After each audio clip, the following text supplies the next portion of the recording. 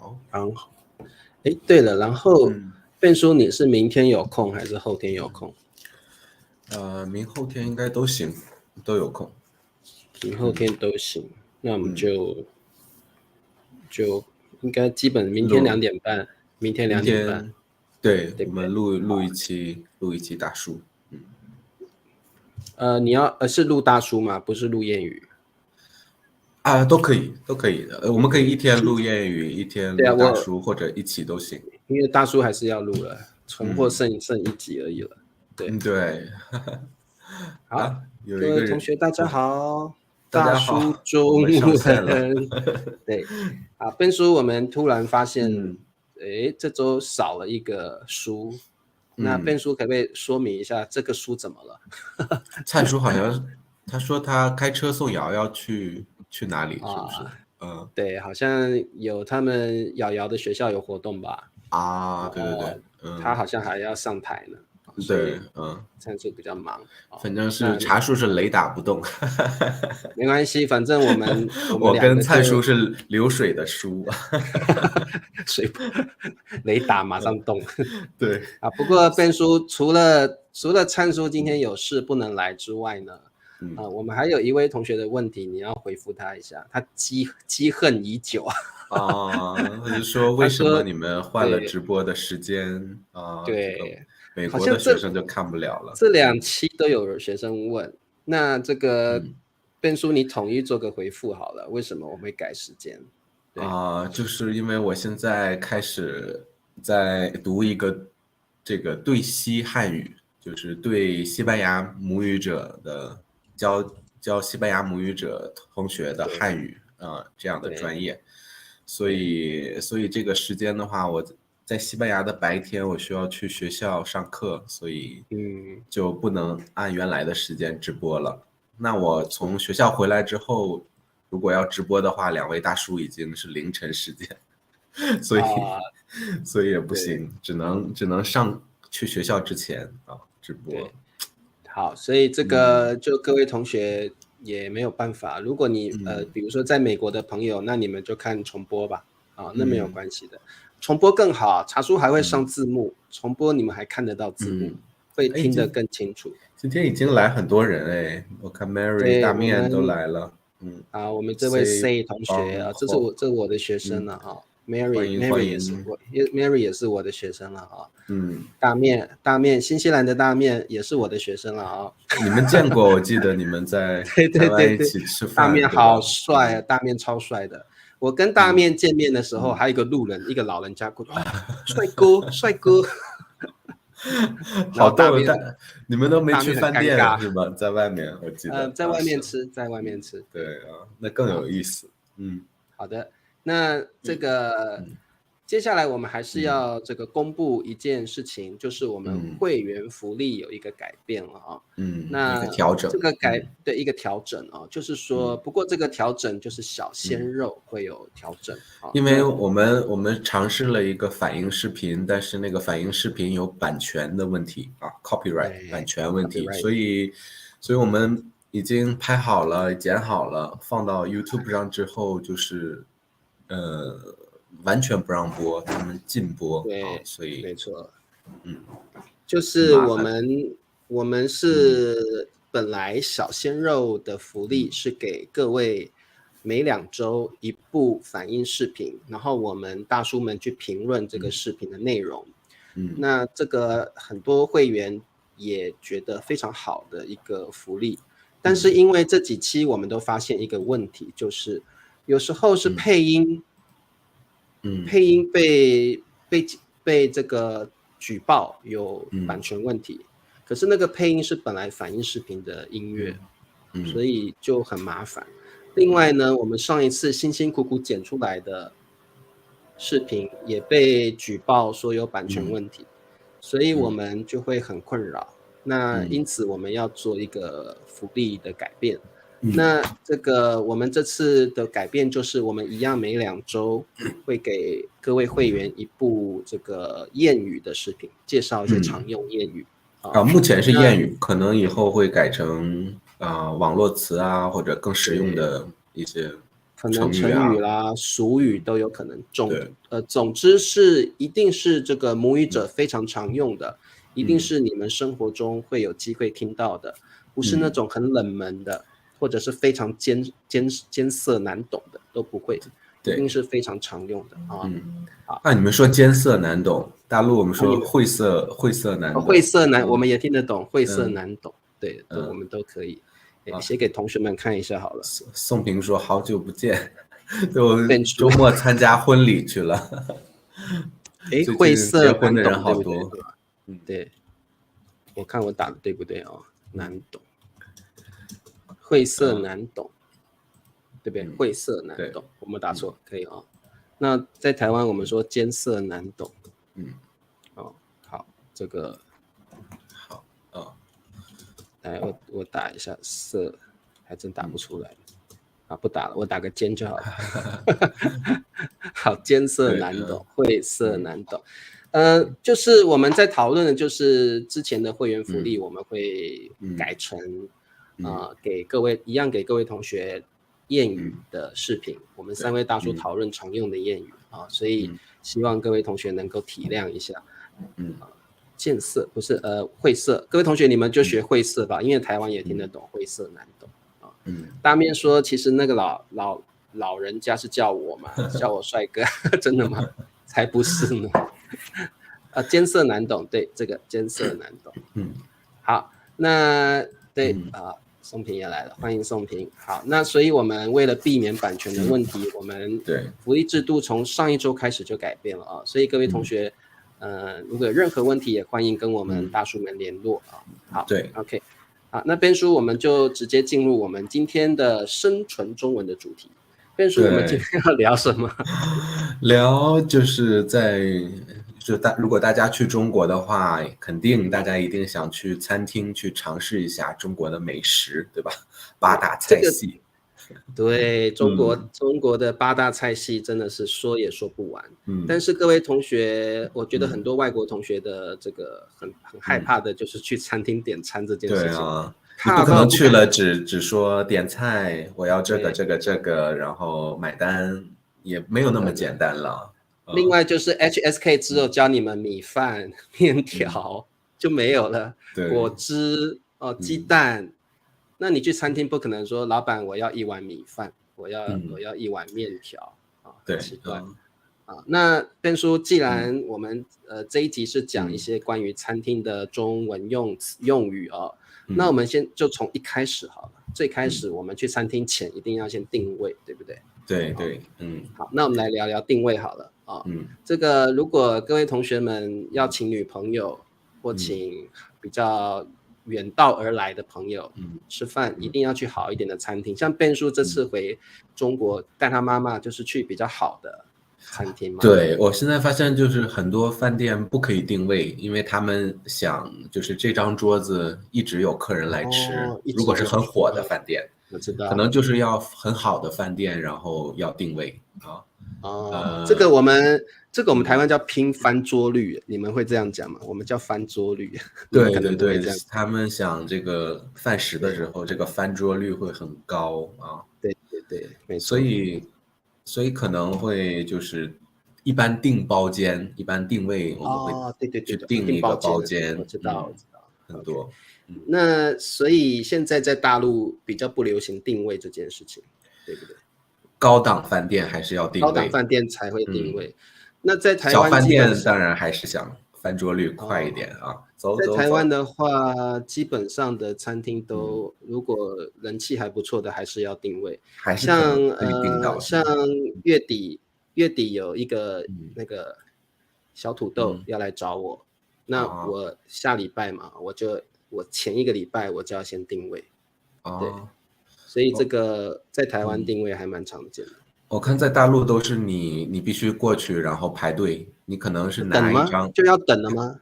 他可能用机器给你打一张号，然后你取一个号，然后等着叫号。等叫号，或者你用那个微信扫一下他的排队的那个 APP， 然后他在手机上会提醒你前面还有几个人，所以你可以在旁边溜达绕一绕。OK， 所以你也不用在餐厅门口等很久，就是你可以去溜达一下，然后等到快要叫到你的号了，你可能可以看到通知，对不对？对，如果在餐厅门口，他可能会给你一点喝的，一点小吃，怕你走了。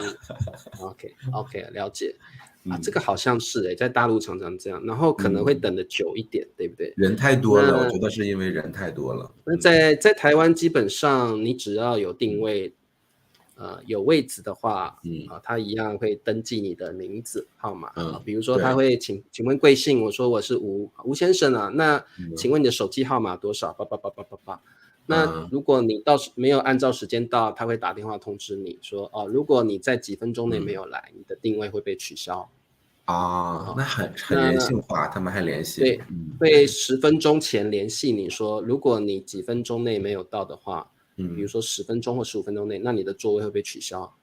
那如果你在时间内到了，那他就会有服务员带你去你的订的桌子去用餐。对，台湾会这样子。那基本上如果没有位置的话，你在定位的时候，他就会直接告诉你没有位置。对，已经订满了，没位置了。对，所以在台湾大概定位是这样子。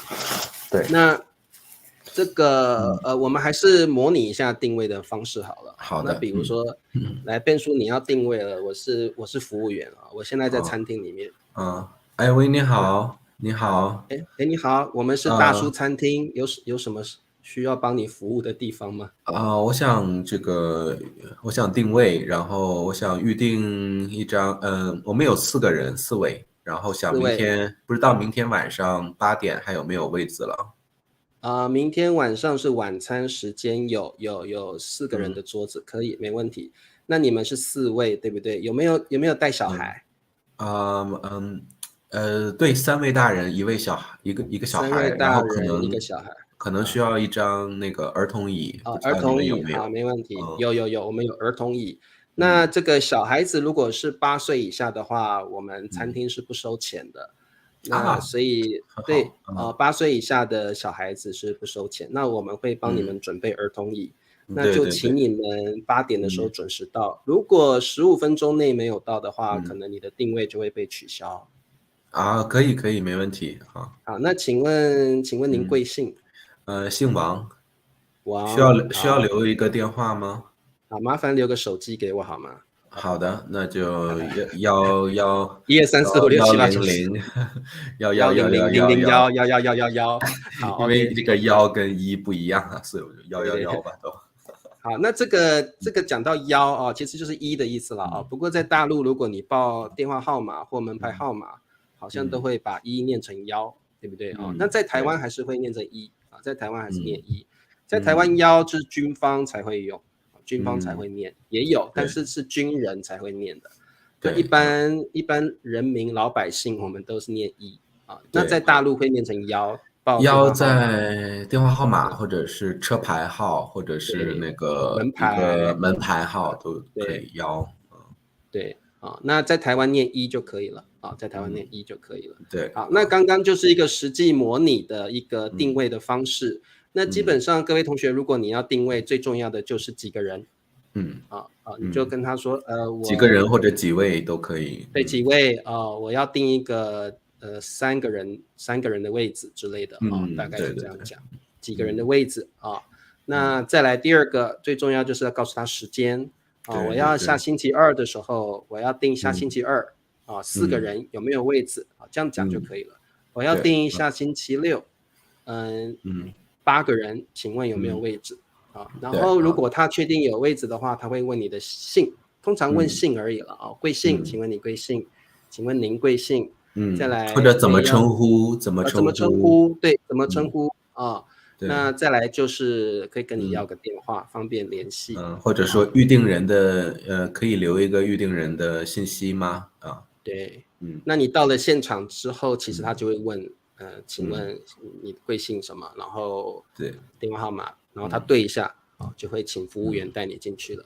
所以基本上定位最重要的信息就是这一些。那刚刚我们模拟的还有就是带小孩的问题，因为小孩如果年纪比较小的话，在台湾是不收费的。一般来说可能6岁或5岁以下的小孩子不收费这个自助餐吧，应该是自助餐。对，自助餐是的。那其实自助餐就是 buffet，对不对？自助餐。对，那在台湾，我们自助餐跟 buffet 是不一样的。对，在好多台湾学生同学在说他们来自哪里，我看。Ricardo 这个 来了，欢迎。Hola Ricardo de Mexico。对，还有这位同学从埃塞俄比亚，欢迎。非洲的朋友。宋平会问有没有菜的照片，这个对外国学生很重要，我们等一下来聊一下好了啊。是的，好，那这个定位的部分大概到这里，就是刚刚聊到小孩子啊，那可能如果你们需要儿童椅儿童椅会用餐的话，对小孩来说比较安全一点对，儿童椅。所以这个如果你有带小孩，我觉得这个是要问一下的。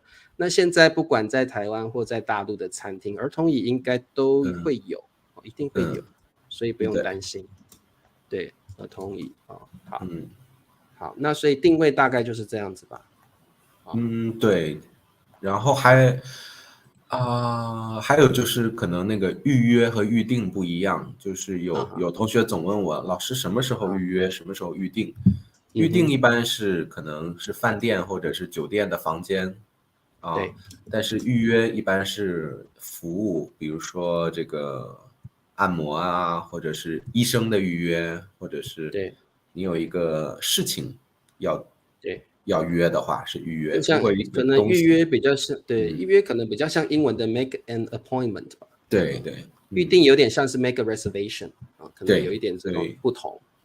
预定是好像一般有一个产品，比如有一个新的电视，那我要预定一台对，那预约好像是服务比较多，预约什么服务？我跟你预约一下，下午2点我去按摩一下，或者我要牙齿痛，你跟牙医有个预约了，对不对？对，预约时间要治疗你的牙齿这个是预约，通常是一个 appointment 的感觉。那预定是预定包厢、预定位置、预定一些限量产品，你可以用预定的。所以饭店一定要用预定，不能用预约对，你要预定几个位置好 ，OK。在台湾其实好像都可以了，都可以是吗？在台湾我要预约一张桌子吗？预约一张桌子，服务还是服务比较预定了。对，我要预定桌子。对，商品类的还是会用预定。变叔这样一讲，我觉得还是有点差异，对不对？还是不太一样，好的。那这个部分呢，就请各位同学注意这些词汇。那接下来，各位同学，你已经预约完毕了，也到了去用餐的时间。那我们到了餐厅之后，通常服务员会带你进去餐厅，然后引领你到坐的地方，对不对？对，那对，我刚刚聊到自助餐跟这个，在台湾我们自助餐其实不是 buffet，你们在台湾自助餐比较像 cafeteria， 就是你们有一个词叫什么？我记得吃到饱，吃到饱。在台湾是吃到饱才是 buffet。所以这个可能你们在用语上，台湾跟大陆要小心一点，因为如果你跟台湾的朋友说，我带你去吃自助餐，哇，那他会觉得怎么这么，你有这么小气吗？因为在台湾自助餐是那种餐厅是进去了很多种菜，你自己去夹，非常廉价的那种，非常廉价的。所以在台湾自助餐比较像英文的 cafeteria。是比较廉价的。我们一般请人家吃饭是绝对不会去自助餐的，我们会去吃到饱的餐厅，吃到饱的餐厅。所以在台湾，我们叫吃到饱那在大陆叫自助餐。这个比较容易了，进去就直接吃就好了，不用点菜了。对，吃到饱所以我们也很喜欢去吃到饱，因为有的人食量比较大，他吃很多，吃到饱就可以满足他的需求。对，好，那我们进入了餐厅之后，在台湾有没有吃素的自助餐？也有吃素的，吃到饱都有。在台湾你要吃素，什么地方？在台湾是吃素食主义者的天堂，我觉得。对，因为在台湾几乎每一条街都看得到卖素的餐厅，或者是还有分类非常细，素火锅、素火锅、素自助餐、素吃到饱都有。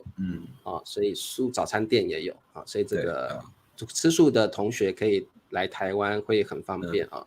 对，好，欢迎佳妮同学啊。Hello，佳妮，佳妮来了。好，那对素食主义者啊，很好。OK， 好，那这个变叔，我们进入餐厅之后，比如说我是服务员，我带你到你的座位之后，你跟你的朋友就坐下来了。接下来我会给你一些菜单，对不对？我会给你菜单。现在我这次回大陆以后，我发现没有菜单了，就他们直接就说扫码点菜，就什么意思？走了。扫码点啊，扫码点菜，那怎么扫怎么点？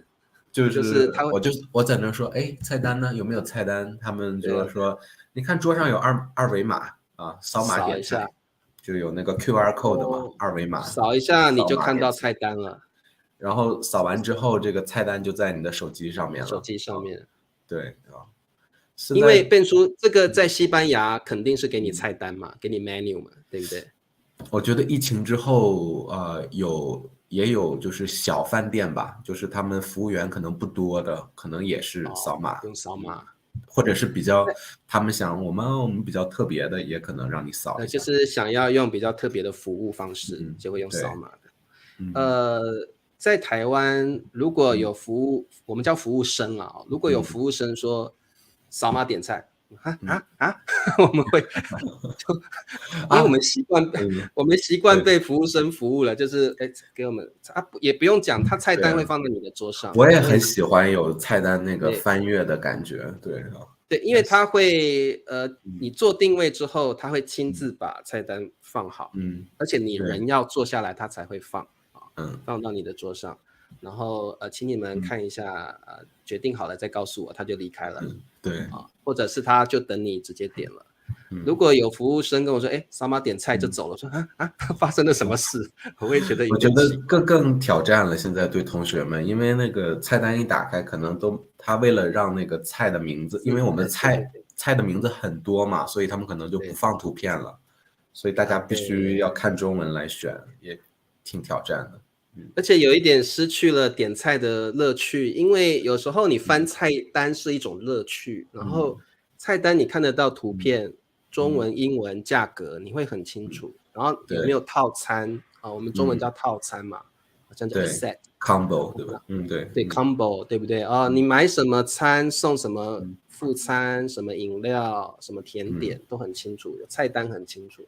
那如果你是扫码，有时候看手机，特别是老人家眼睛视力不好的，对，我带我奶奶去很不方便，我必须帮她点。对，因为她看不到，因为是老花眼嘛，看不到。对，好，这位有同学说从来没听过扫码点其实我也没有听过，我刚刚听我今年回去之后发现的，就是现在是这个趋势了，发现对，就是你加菜啊，或者是买单啊，都用他们那个饭店的 APP。好，那这样变叔，我们先从大陆的方式开始好了那所以你现在扫了嘛，哔哔，好，那你现在就看有很多菜，而且可能还没有照片对，那所以对于外国的同学，没有照片，你也看不太懂中文那个菜，那就要看分类了，主要看分类分类比如说主食主食，或者是米饭类饭类，也不会就都在主食下面，都在主食下面，主食下面米饭和炒饭啊、炒面呢都在主食下面，然后可能酒水饮料或者饮料区对，好，这个我打一下主食区或主餐啦，我们台湾说主餐对，然后饮料，然后可能有没有甜点吧可能有的地方有甜点，甜点对那比较高级的餐厅可能还有我们所谓的这个前菜，你们会有前菜吗？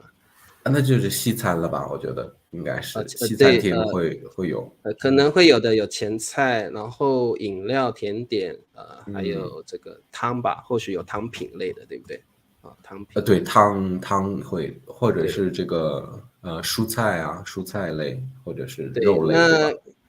对，基本上一般的餐厅就是会有很多不同，可能有饭，可能有面，不同让你去选。那各位同学困扰的就是这些饭的名字跟面的名字你们看不太懂，比如说萝卜炒芦笋干面，可能你看的头都花了，对不对？你知道是面，不晓得是什么面所以变成你要知道很多中文的一些菜的词汇。对，那基本上你看到菜单或看扫了二维码之后的分类，不一定都有，但是可能会看到下面这个主食或主餐对，那就是主要你要吃的面或者是饭再来是饮料类的饮料就是 beverage，那就是喝的。但中餐的话，我觉得可能会分成那个凉菜和凉菜对，凉菜和那个炒菜，对吧？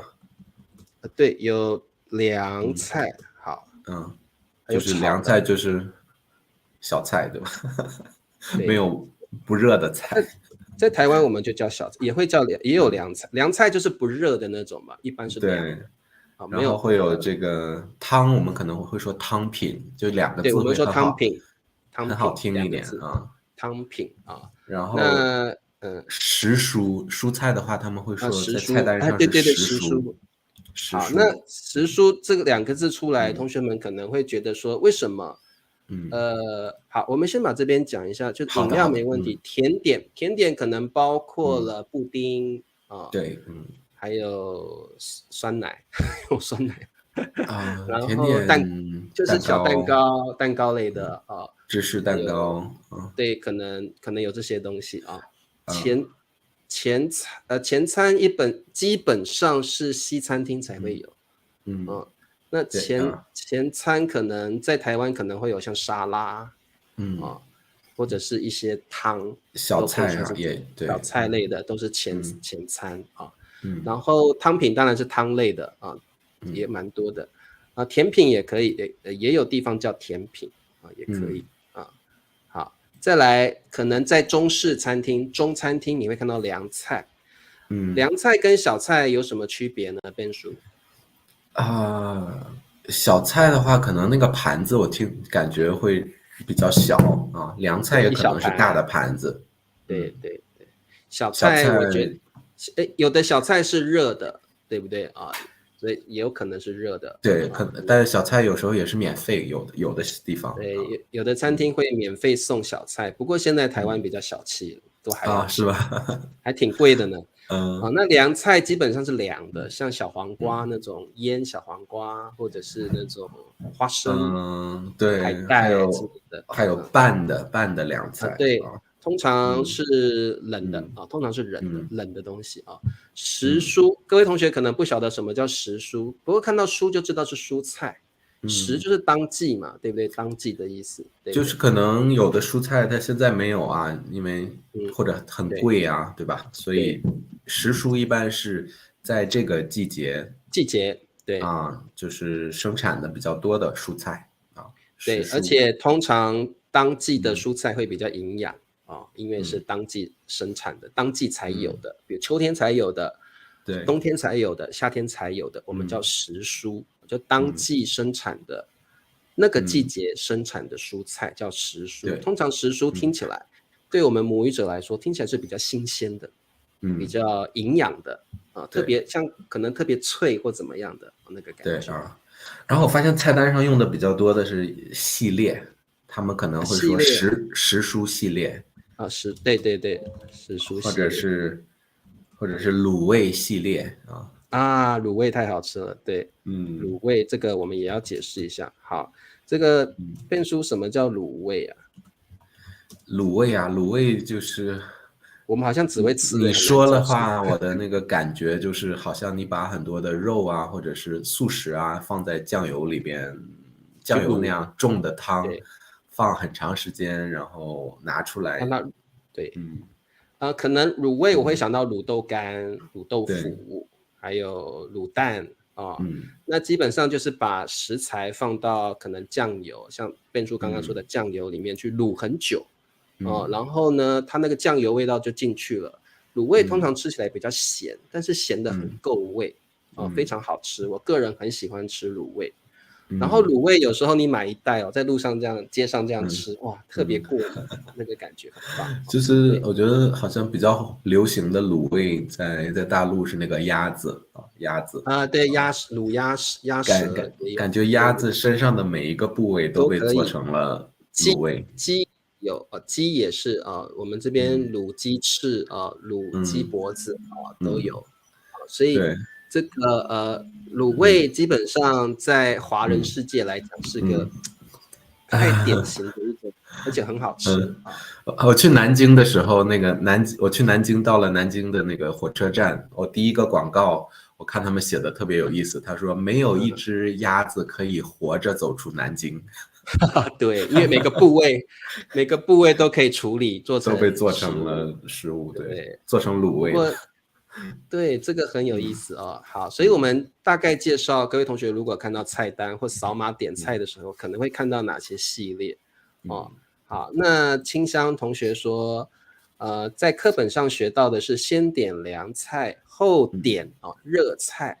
好，那这个概念有点像是西餐的凉菜，有点像西餐的前餐的那个感觉那再点主菜就热的比较多OK 好，我觉得我们点菜可能我觉得在大陆的话，先点喝的饮料，然后菜的话就全点了，不会说先凉菜再热菜。对，我们也不会，其实就是可能几种模式。第一个模式，如果餐厅它有自己的方式，像我去一些比较西式的餐厅，它一定是先上，你不用讲，它会先上。不好意思，没有先点饮料，先点饮料是西班牙。我刚起床，脑袋有点乱。对，我们饮料是最后嘛，先点吃的，然后最后点饮料，但是一起点，都在一起点，不会分开。对，Ben叔说的这种是最常见的，就是你全部都一起点。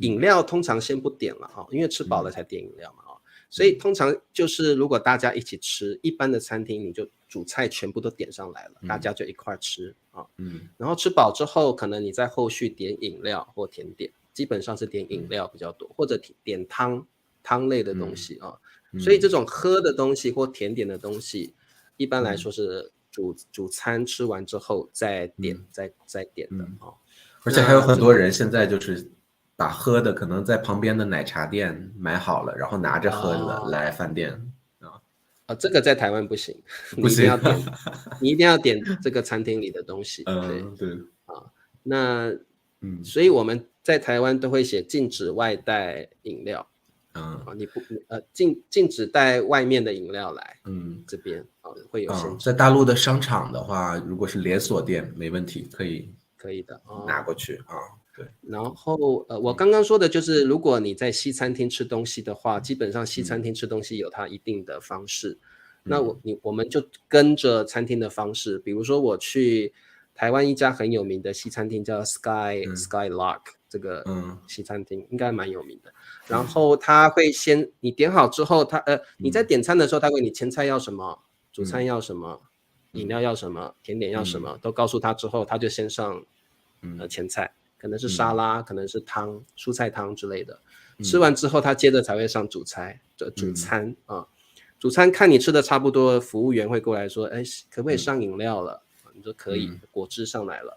那甜点可以上来了吗？可以，所以他会这样照着这4个一个一个服务所以这西餐厅一般在台湾是这样子好。那所以呢，这个各位同学，你们可能遇到最大的问题，当然是看二维码里面的中文，整个头都不晓得这是什么餐你可能只看得懂饭，你可能只看得懂面，对，甚至可能有一些你看不懂的菜的名字。那这个就是有时候是这样子的就是对，这个还好，这个有照片，这个还可以看得到，对，有个什么小炒肉，你可能知道是 fried meat，看到牛肉知道是 beef，然后看到什么包肉，反正都是肉的感觉。一般没写那个牛啊、羊啊，那就是猪肉，一般。猪肉对一般猪肉的应用在这个中国的这个食物里面是应用很广泛的所以一般没写的猪肉比较多。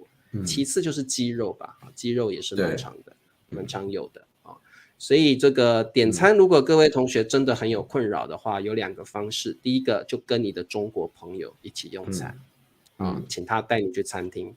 第2个方式就请服务员帮你解释一下，因为点餐点错是很麻烦的事情。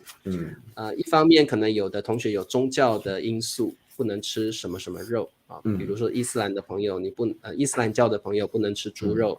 有的印度教的朋友是不能吃牛肉，所以最好要先跟服务员说清楚，我不吃牛，我不吃猪等等，先说清楚，服务员就知道要特别注意你的饮食，或者是告诉你这个你点的这个菜有猪肉你点的这个菜有牛肉服务员才可以告诉你好，所以有没有什么忌口的？对，忌口，对，很好，这个我们中文会说忌口。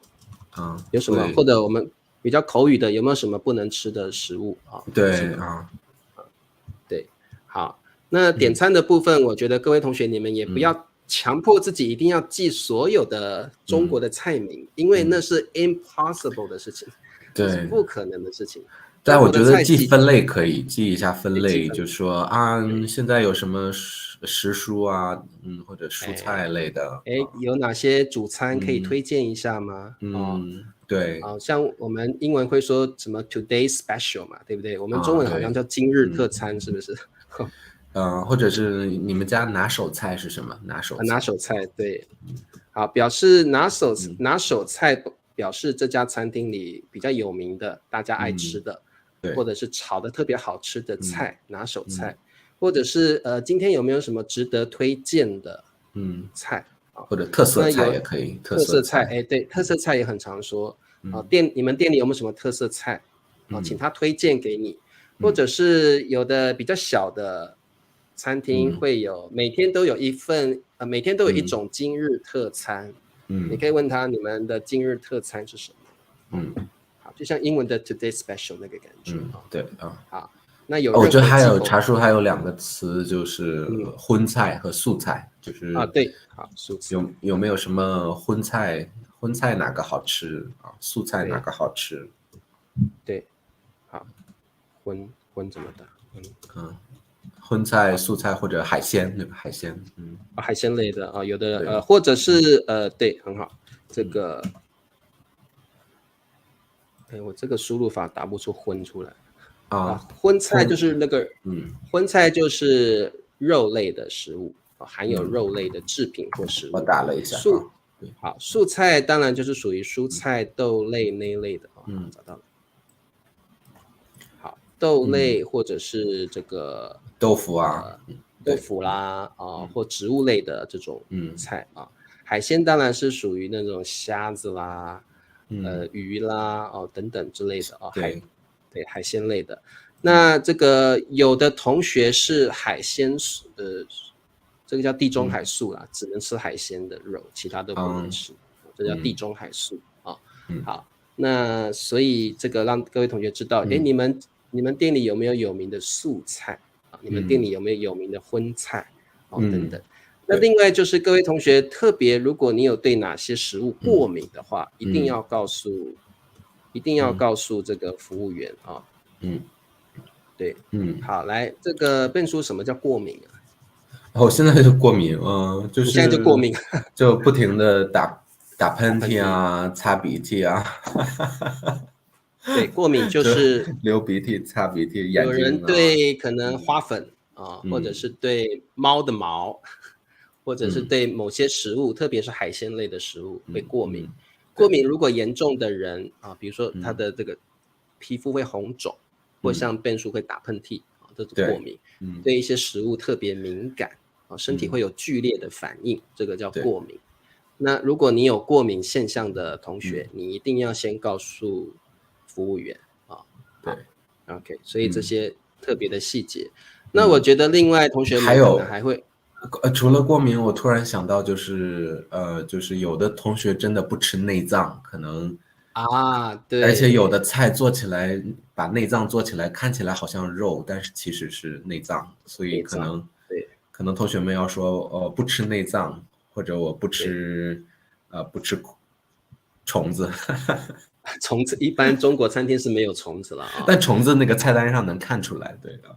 对，内脏看那不出来。这个内脏很多外国的朋友是不吃的啊，特别欧美的朋友，你看到内脏可能会觉得很恶心或不敢吃。这个 inner organs 对吧？对，那你可能，而且可能你看不出这道菜是内脏做的啊，所以你可能如果真的还不能习惯，你还是要跟服务员说一下，内脏类的食物我不吃。对那可能你在中国什么都不能吃了吧？因为这个在中国内脏类的食物非常多，在菜单上就是可能10个里边有4个吧左右。对，可能肝、心也有，猪心，对，肠都可以啊，这个都可以做成菜。大肠。这位同学是 O 型血，吃海鲜类的食物会过敏。我也是 O 型血啊，可是我不会耶，我没有过敏的没有过敏的现象啊。好，那这个我们大概都交代的蛮仔细的了啊，所以接下来点餐的话，各位同学决定好了。那这个变叔，我们来模拟一下点餐好了。好的那假设我是服务员，我来了。对。先生，请问决定好你的菜色了吗？你要点什么？还没决定好。你们家的特色菜是什么？我们家特色菜啊，最有名的就是臭豆腐了。很多人很喜欢点我们的臭豆腐，脆皮臭豆腐又好吃，而且不辣，而且有非常好的。不行，我吃不惯那个臭味儿啊。还有别的就是比较推荐的吗？我们的牛肉面很好吃啊，我们牛肉面汤头好，牛肉又大块，又便宜，所以很多顾客特别喜欢我们的牛肉面。要不要来一碗牛肉面？那你们的牛肉是比较嫩的还是比较硬的那种？我们牛肉当然是比较嫩的，而且呢，我们有这个筋，那个筋跟肉啊是把它分开来的，所以你咬下去入口即化，特别好吃。而且那个汤头呢，我们特别熬煮了80个小时，所以那个汤头非常入味，吃起来特别香，汤好喝，牛肉也好吃。对，听起来不错。但是我觉得面的话可能有点不太想吃那么多主食，有没有就是不带主食的菜？不带主食的菜吗？那这里我们一些就是面类的、饭类的不要啊。我知道，我们这里在减肥，不能吃这个。哎呀，这小哥啊，你这么瘦，你还要减肥啊？哎呀，真是你太客气了，那么瘦了还需要减肥。我要做那个大叔中，我有一个自媒体，我要做节目。大叔中文啊，很有名，我每天都有看的。所以要保持一下那个身材，不能吃太多主食啊。菜呢？那如果是菜类的话，我们这里有分凉菜跟一般的小菜。那另外，如果你想要吃比较属于甜点类的话，我们也有凉菜的部分。凉菜有什么？凉菜我们有凉拌竹笋还有我们这个凉拌小黄瓜，特别好吃。那我们还有一些可能不晓得你有没有吃过猪耳朵，我们这里的猪耳朵特别好吃，凉拌猪耳朵。我们会把猪耳朵切的比较细碎一点，然后你吃起来非常的好吃，很脆对吧？很有嚼劲的那个猪耳朵。对，我们还有凉拌豆干等等都非常好吃。那这个比较，我觉得竹笋吧，凉拌竹笋听起来不错。竹笋，然后猪耳朵也可以。猪耳朵好，因为我们这个竹笋刚好都是时蔬了当季的竹笋所以非常新鲜，非常好吃。好，行你们那个盘子多大呀？那个小菜的盘子大概我们就这么大吧，这么大那行，那就点2个小菜吧。好，点2就是猪耳朵跟这个竹笋凉拌竹笋，好，没问题。那请问这个饮料的部分想要点什么饮料呢？没有热菜吗？热菜有，我不想只吃凉菜，热菜再推荐。热菜的话，对，一定要先吃热菜暖胃这样对胃比较好。热菜的部分我们有炒青菜，炒青菜呢我们是会加猪油在上面的，所以吃起来特别有味道。虽然听起来很平常，但是其实是蛮好吃的。再来呢，我们今天想吃荤菜，今天比较想吃荤菜，想吃荤菜素的，我们还有一个不晓得你敢不敢尝试，我们还有这个就是鸡屁股，我们这边最有名的就是鸡屁股不行，不吃，没办法这种，好吃。那我们还有像猪心猪肝我们会把猪心、猪肝、猪肠切在一个盘子里面所以这个你要选择哪一类都有。这个是不行不行，我吃不了内脏类的，你吃不了内脏那我们有属于鸡皮类的脆鸡皮特别好吃，也是热的脆鸡皮。那我们还有这个属于我们还有这个鸭肉这个卤鸭肉特别好吃，是卤的。这个鸭肉也特别软咬起来很嫩，但是其实这个感觉非常好吃，所以这个也是我们本店的算是特色菜有排骨类的吗？排骨排骨类也有，我们有这个卤排骨特别好吃，而且我们会帮你切成这个排骨条让你夹起来特别好吃，那上面还会撒一些白芝麻所以这也是我们这个店里的拿手菜，是厨师的拿手菜也是今日特餐，所以这个今天非常多顾客点因为我这个学生他那个在他的老家在他的国家他喜欢吃那个酸甜口味的，所以不知道这个有没有糖醋类的我们有糖醋排骨不过也蛮推荐你们可以点糖醋鱼因为我们这边糖醋鱼特别好吃那上面呢糖醋鱼我们会加一些这个笋丝还会加一些这个葱所以酸酸甜甜的对吧？这个酸酸甜甜还会加一些辣椒如果你吃辣的话我们可以不放辣椒没关系对他吃不了辣所以糖醋鱼在我们这里算是非常有名的菜另外就是有一些顾客他是外国的朋友他是穆斯林他没办法吃猪肉他会特别喜欢吃鱼类的所以糖醋鱼也是本店的名菜你们这个鱼怎么卖呀？因为我看它上面没有写价格是要看这个鱼的种类吗？还是你们第一次来本店嘛对不对？我告诉你们是按斤呢还是按条卖我们就一条对一条大概这盘子这么大一条鱼就这么大你们2个人吃刚好差不多大概80斤而已吧没有很大只那吃不起吃不起我说错了才大概这条鱼2斤2斤可以而且很大条然后它是用那个鲈鱼去煮的所以其实特别补身体这个鱼刺多吗？鲈鱼我没吃过，刺多吗？其实这个刺你们要稍微注意一下我们建议你们就是先吃这一面吃完了再整条鱼翻面再吃比较不会吃到鱼它的鱼是连骨的所以你不会吃到吃肉的时候不会吃到那个骨头它的鱼刺是连着骨头的所以是不会吃到鱼刺的对那我这个朋友他在美国只吃鱼排那个鱼排里边都没有刺所以他吃不了这个菜那还是糖醋排骨吧糖醋排骨糖醋排骨没问题糖醋这同学太厉害了对对对本店的特产就是猪心猪肝鸡皮类的然后还有卤鸭肉排骨类的所以好那我写一下好那就是一盘糖醋排骨那不需要糖醋鱼好没关系好那这个主菜的部分大概就这样对不对那不晓得你们想要喝什么饮料呢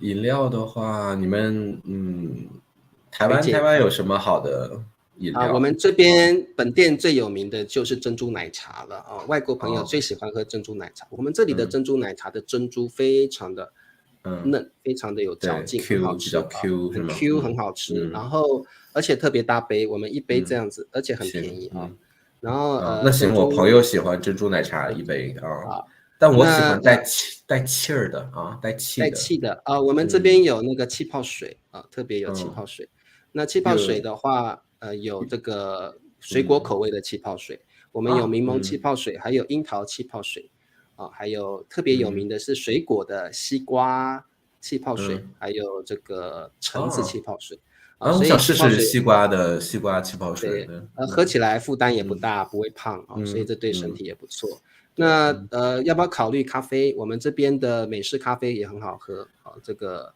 特别的吃中餐就我不喝咖啡了就先气泡水就行了气泡水那没关系等一下如果想喝茶类的我们也有我们的水果茶也很好喝那这个果汁类的也有纯果汁好那这样我写一下好就是西瓜气泡水跟珍珠奶茶一杯请问珍珠奶茶要大杯中杯还是小杯的要去冰少糖，请问要哪一种？算了，我不一个一个问他了，问他太麻烦，我帮他点了吧，帮他决定。好，就这个，请问要冰，无糖，好，要冰，对不对？请问请问要少冰、微冰还是多冰？多冰吧，多冰。多冰，好。那请问要无糖、微糖、少糖、多糖？请问要哪一种？多糖。你要糖死你的，就是甜死你的朋友。他胖一点，这样我们平衡一点啊，胖一点他就不会抢你大叔中文的位置了，对不对？对。好，先这样吧，快坐，我们饿死了啊！好的，没问题啊。对了，还要不好意思，因为这个公司规定一定要先问你们甜点要点什么啊？那请问你们甜点想要点什么呢？我们甜点有布丁、酸奶，还有这个小圆面包啊。有没有抹茶味道的甜点？有，我们有抹茶蛋糕啊，大概这么大一块抹茶蛋糕。那抹茶蛋糕特别香，特别好吃，而且你们今天来对了，我们今天呢，如果你点抹茶蛋糕的话，我们另外送你们一个这个布丁。鸡蛋布丁，今天有优惠活动，今天有优惠活动，所以特别推荐你们点这个，对。如果我们不吃那个蛋糕，能打折吗？能便宜一点吗？不行因为这个算在套餐里面，所以没有办法打折。对，所以还是必须点。那你点甜点的话，我们就是今天特别有优惠活动。你点这个蛋糕的话，会附赠布丁。对啊，好的。那没有，就是如果我们吃满多少钱，有没有代金券之类的呀？代金券？今天没有我们可能本店还没有这个活动，可能下个月开始才会有，因为现在到月底了，所以没有。好吧啊，那就快点做吧，我们真的饿坏了啊。好的，好，那就请你们稍待一下，我们上餐很快的啊，到时候会先到时候先这个凉菜会先上来啊。好的，请你们稍待。好的，就这样。怎么办？通常不会点那么久啦，通常不会点那么久，点完都饿死了。茶叔，你太专业了，我点完很期待，现在感觉白点了。对，因为其实你不要，我都忘记你刚刚点什么了，我根本忘记你刚刚点什么。我的猪耳朵，我的凉拌竹笋，我的红烧排骨，不是糖醋排骨，我都吃不到了。听你讲一讲，肚子都饿了啊！我的西瓜味的气泡水也没有了。对，好，那这个通常这个菜会一盘一盘的上到大家的面前啊，那你们就吃完了，就我们也先不要聊什么纠纷什么的啦，聊时间问题了，太复杂了啊。那基本上吃完之后啊，就可以结账了啊。那基本上结账有几个方式，好，比如说在大陆，你们吃完之后。结账的方式就是有几种，比如说你们还是坐在位置上叫服务员过来。第二种方式就是你要到柜台去，对不对？如果是在商场里，现在都要去柜台了。都要去柜台。那在餐厅里呢？在餐厅里，服务员会过来。服务员会过来。但是结账的话，因为一般都是你可能给他们看你的 WeChat 或者 Alipay 的那个 QR code。对，要扫码。可能他们有一个机器扫你也可能他们有这个二维码，然后你扫他们。对 ，OK， 所以基本上就是如果叫服务员过来，我们先讲一下，如果第一种要叫服务员过来，我们应该怎么叫服务员比较好？你好，你好，帅哥，美女。对。那这里不建议各位同学就是是很没有礼貌的了通常是在大陆会叫帅哥来，美女，对，也不用说来了，帅哥，帅哥，他看到你就会来了。如果不是年轻人，那你就还是你好，你好，这样就可以。对就是跟他举个手，大概他就知道了。但是我个人觉得举手的时候不要这样，不好看。这样子更不好看。对，就举个手让他看到就好了那你好那如果在台湾就是服务生好像也不就是说可以说可以的，但是对，就是可以说服务生可能在大陆叫服务员对然后跟他说来一下，服务员来一下也可以，语气其实好一点就也没有关系，服务员来一下就可以了。对，很多同学觉得没礼貌，但是其实不是没礼貌。不会，我觉得不会，因为我在 IG 上看到很多中文老师说，你千万不要叫服务员过来，我觉得也不会啊。你说服务员来一下，不会啊。对，我觉得不会，服务员不会因为你叫他服务员他就生气，所以我觉得这个大家不用担心。特别是服务员在那边那个刷手机、刷抖音的时候，你可能真的就服务员，对，就这样，服务员来一下，我们要结账了，这样讲就好了。那在大陆常常我听到的是很多老师会叫帅哥来，美女来，对那年纪比较大的就说你好，麻烦，或者说麻烦来一下也可以，麻烦来一下。那其实基本上你举个手，跟他眼睛示意一下，他就会过来了啦。对。那在台湾的话，我们基本上不用帅哥美女，有点奇怪，我们就是说服务员来一下，服务生来一下，就可以了，或者这样就可以了。对，所以也没有一定要怎么做，没有一定要怎么做。基本上你语气好一点是不可能去激怒那个服务员的然后怎么结账呢？你们对，然后其实，在台湾你可以叫小姐啦，在台湾可以叫小姐，小姐来一下。对，但是在大陆就不适合在台湾可以叫小姐，小姐来一下，可以。如果是女的了大陆听起来就比较老式了，感觉。对。那就是结账的话，如果是服务员过来，然后他就会说，在台湾是这样，就是请问你要付现还是用信用卡？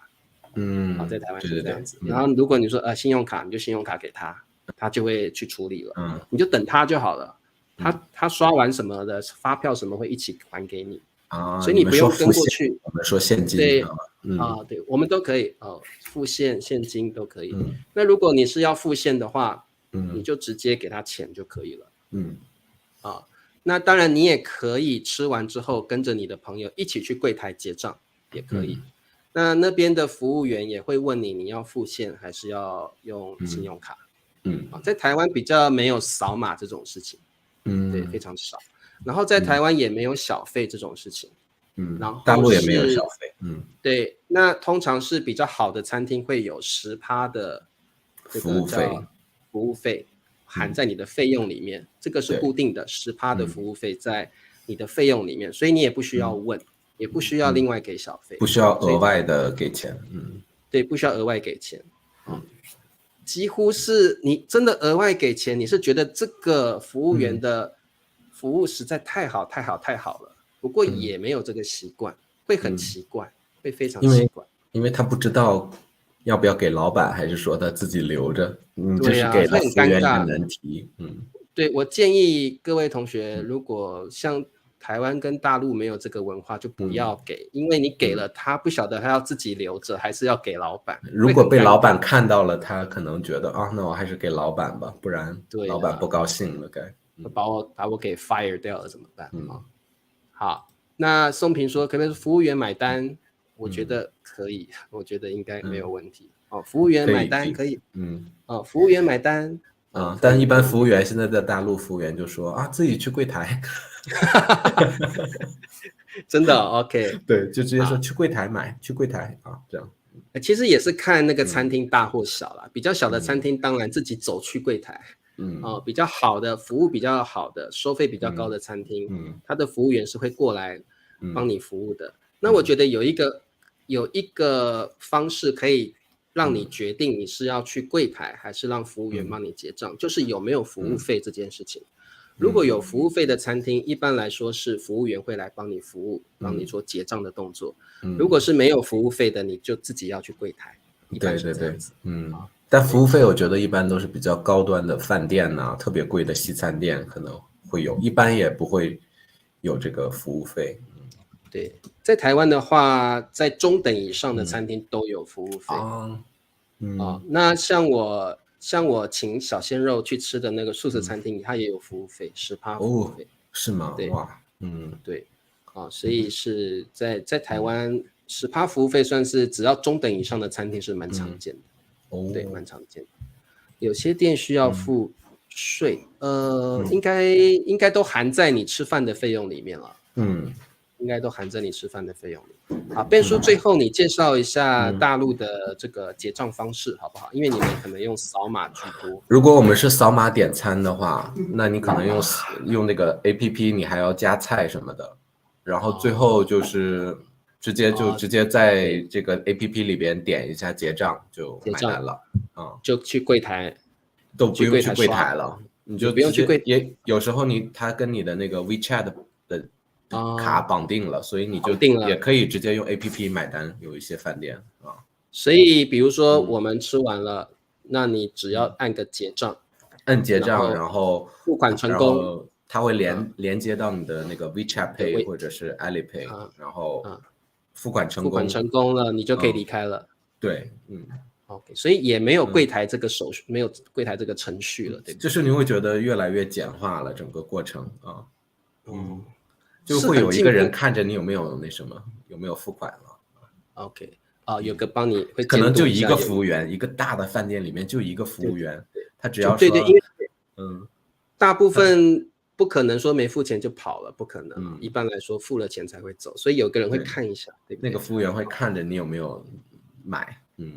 那我觉得现在各位同学，你们去大陆餐厅用餐的话，其实已经非常进步了但是我觉得总是少了一点吃饭的那种，好像那个过程那种乐趣的感觉吧。因为现在太多的连锁饭店，他们想要效率，想要你快点，快吃快走，下一桌，顺便节省一些人事成本，对不对？对，你要请人花更多的钱，你不如把一切东西都电子化，对，比较节省这个人力成本。对当然也有服务好的，那就要额外的，就是他们就是为了用服务来吸引你，不是说，但他们的菜的价格会很高，不像那个这些快的饭店。对，那所以这个在台湾大概还是保留着比较传统的这个用餐方式吧。我们在台湾几乎没有这个扫码的方式了。都还是我觉得这样挺好的。其实对，还是有服务员，感觉不一样。我这次回去就觉得冷冷的，对，冷冷的，然后就觉得好像我只是为了来吃饭那如果你有菜单，你还可以跟朋友讨论一下你要吃什么，就会比较有乐趣。对，好，没关系，这个反正每个地方都有不同的用餐方式，我觉得也蛮有意思的。好，那今天我们聊了非常多用餐的这个场景所以希望各位同学觉得很有用那有什么建议，有什么想法，也欢迎你们在底下留言。用餐这种东西特别不容易，因为不是你们的母语光点餐就是很大的问题，所以建议你们可以带你们的中国朋友一块去点餐用餐，然后看看他们怎么说，对，学习他们怎么说。怎么叫服务员，怎么点餐有哪些菜色是中国常见的，我觉得这个都可以增加你的语言的快乐的体验，我觉得把它想成是一件好事情对，好的，那我们今天就聊到这儿，哇，也聊了1个小时，好厉害而且聊到肚子有点饿你这个我还在想我刚才点的那些菜，结果吃不到，好伤心。我讲完我都忘记我刚说的菜是什么菜了我都记着呢都记得。好，我是真的在用心在点，真的用心想要吃到我刚刚讲的那些菜对，好 OK， 那这个我们下次再见了每个星期一的下午3点欢迎大家参加大叔中文的直播那我们下次见吧，跟大家说再见，拜拜。那我们闪啦，拜拜。闪啦，拜拜。